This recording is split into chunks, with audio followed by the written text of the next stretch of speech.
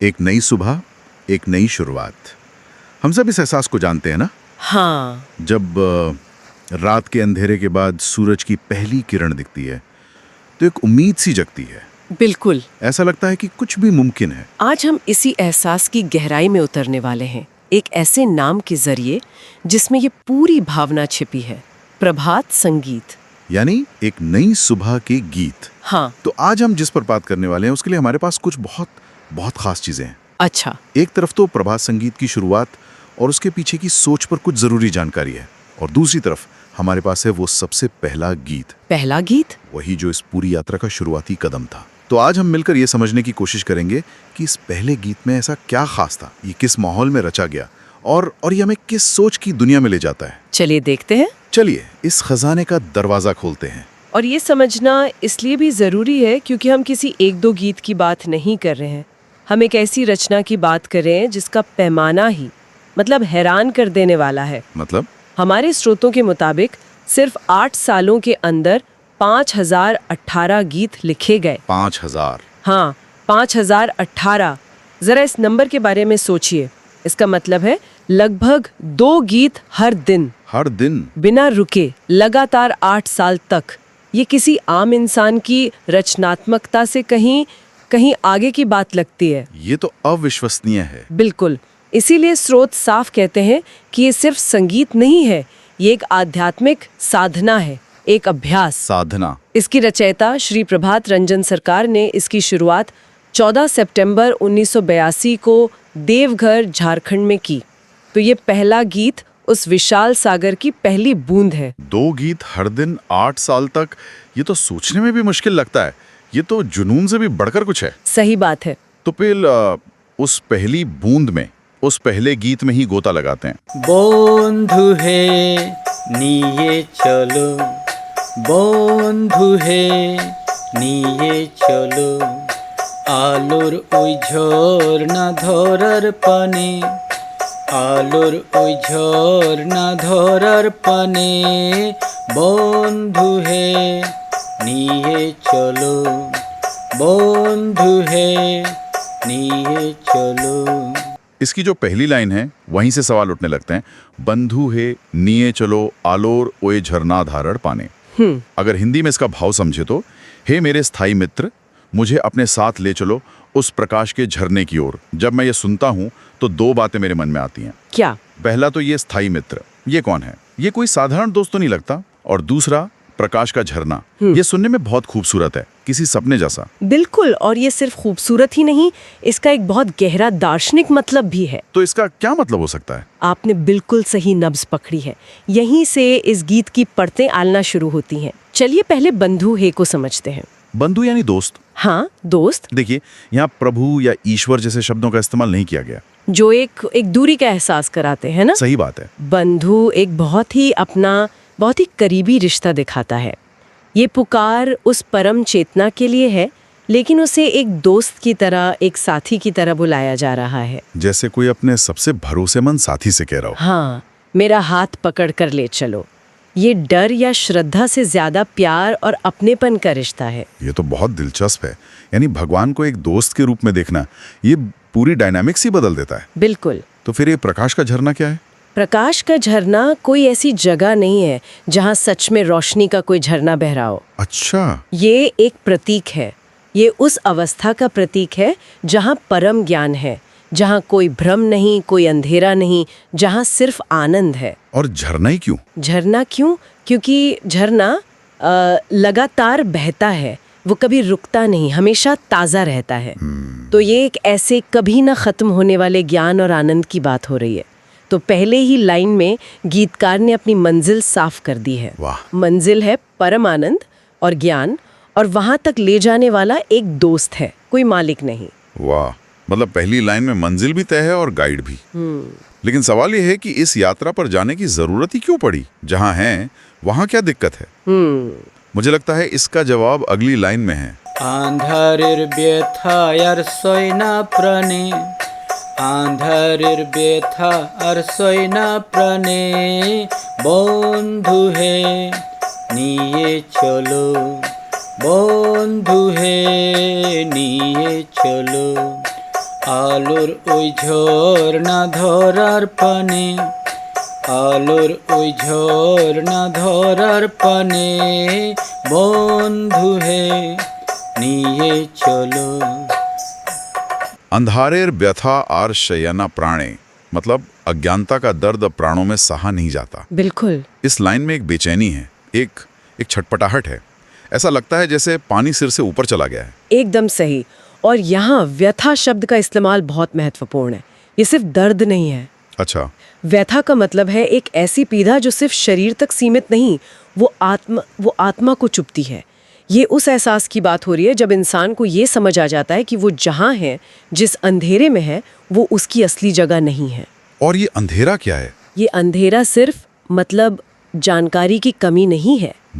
ये हमारी अंदर की उलझनों, हमारे अहंकार, हमारी छोटी छोटी बातों पर टिके रहने की आदत, इन सब का प्रतीक है। और जब इंसान को इस कैद का एहसास होता है तो एक व्यथा जन्म लेती है। लेकिन एक मिनट, अज्ञानता का दर्द अब सहा नहीं जाता, ये सुनने में थोड़ा निराशावादी नहीं लगता? ऐसा लग रहा है जैसे शुरुआत एक बहुत भारी, एक नेगेटिव जगह से हो रही है। एक नए सवेरे के गीत की शुरुआत ऐसी बेचैनी से क्यों? ये सवाल बहुत अच्छा है और इसका जवाब ही इस गीत की खूबसूरती है। ये निराशावाद नहीं बल्कि यथार्थवाद है। यथार्थवाद कैसे? सोचिए, अगर किसी को कोई बीमारी है तो इलाज कब शुरू होता है? जब पता चलता है कि बीमारी है, जब उसे दर्द का एहसास होता है। जब तक हम ये मानते रहेंगे कि सब ठीक है, तब तक हम डॉक्टर के पास नहीं जाएंगे। ये दर्द, ये व्यथा ही वो पहला कदम है जो हमें बदलाव के लिए मजबूर करता है। अच्छा, तो ये एक तरह का वेकअप कॉल है। हाँ, ये वो रॉक बॉटम है जहाँ पहुंचकर इंसान कहता है बस अब और नहीं। तो ये अंधेरे का गीत नहीं है, ये उस एहसास का गीत है जो अंधेरे से बाहर निकलने की जबरदस्त प्रेरणा देता है। सही बात है। बिना इस दर्द के एहसास के प्रकाश के झरने की प्यास ही नहीं जगेगी। ये बात तो सोचने वाली है। हम हमेशा रोशनी की बात करते हैं, लेकिन ये गीत कह रहा है कि जब तक आप अंधेरे के दर्द को ठीक से महसूस नहीं करेंगे, तब तक रोशनी की तरफ जाने की असली वजह ही नहीं मिलेगी। बिल्कुल। ये तो किसी भी तरह के बदलाव पर लागू होता है, चाहे वो व्यक्तिगत हो या आध्यात्मिक। सही कहा। तो ठीक है, मंजिल पता चल गई और सफर शुरू करने की वजह भी, लेकिन अब सवाल है कि ये सफर तय कैसे होगा? रास्ता क्या है? इसका जवाब वो आखिरी पंक्तियों में छुपा है।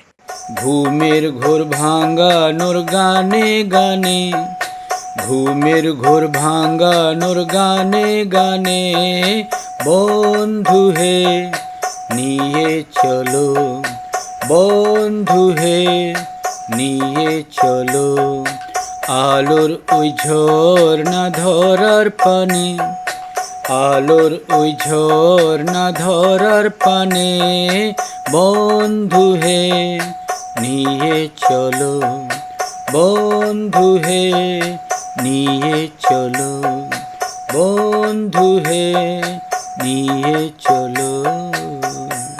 घुमेर घोर भांगानोर गाने गाने, घुमेर घोर भांगानोर गाने, यानी एक के बाद एक गीत से मेरी गहरी नींद को तोड़ते हुए। यहाँ दो बातें कमाल की हैं, एक तो गहरी नींद और दूसरा उसे तोड़ने का तरीका जो है गीत। हाँ, यही मैं भी सोच रहा था। गहरी नींद, इसका क्या मतलब है? और उसे तोड़ने के लिए गीत ही क्यों? कोई ज्ञान की बात क्यों नहीं? कोई प्रवचन क्यों नहीं? या कोई कठिन तपस्या क्यों नहीं? संगीत में ऐसा क्या है?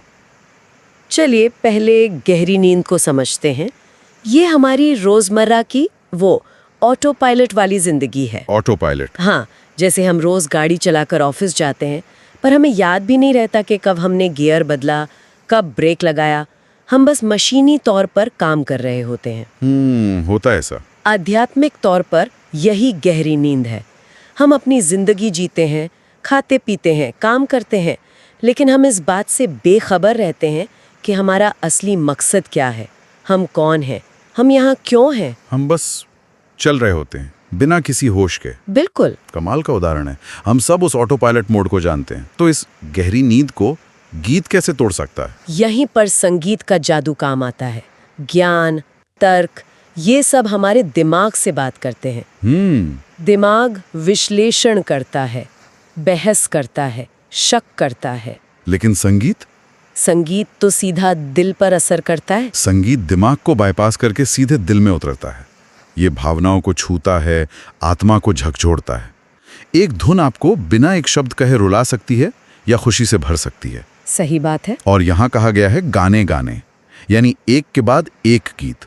इसका मतलब ये कोई एक झटके वाला काम नहीं है। ये एक प्रक्रिया है। ये एक धीमी, लगातार चलने वाली प्रक्रिया है। जैसे पानी की बूंदें धीरे धीरे पत्थर पर गिरकर उसे भी तराश देती हैं, वैसे ही गीत के सुर और भाव धीरे धीरे हमारी इस जगाने की नींद को तोड़ते हैं। वाह! ये एक बहुत ही कोमल, प्रेम भरा तरीका है जगाने का। तो अगर मैं इन सारी कड़ियों को जोड़ने की कोशिश करूं, तो यह सिर्फ एक 3 लाइन का गीत नहीं है। ये तो एक पूरी कहानी है, एक एक्शन प्लान है। कह सकते हैं। पहली लाइन में आप अपनी मंजिल की तरफ इशारा करते हैं और अपने गाइड को बुलाते हैं। हाँ, दूसरी लाइन में आप ये स्वीकार करते हैं कि आप जहां हैं वहां क्यों नहीं रहना चाहते। बिल्कुल। और तीसरी लाइन में आप वहां तक पहुंचने का रास्ता भी बता देते हैं। ये तो एक ही गीत में पूरा जीपीएस मैप जैसा है। आपने बिल्कुल सही पकड़ा। यही इस पहले गीत की सबसे बड़ी खासियत है। ये अपने आप में एक पूरा मॉडल है, एक मुकम्मल ढांचा है।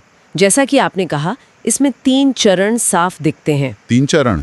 पहला है आकांक्षा मंजिल, यानी उस प्रकाश के झरने तक पहुंचने की तीव्र इच्छा। आकांक्षा। दूसरा है एहसास, अपनी मौजूदा हालत यानी उस अंधेरे के दर्द को गहराई से महसूस करना। एहसास। और तीसरा है विधि, रास्ता, यानी वो साधना जो उस हालत को बदलेगी, और यहाँ वो रास्ता गीत है। आकांक्षा, एहसास और विधि। हाँ, ये पहला गीत एक तरह से आने वाले सभी 5017 गीतों का सार है।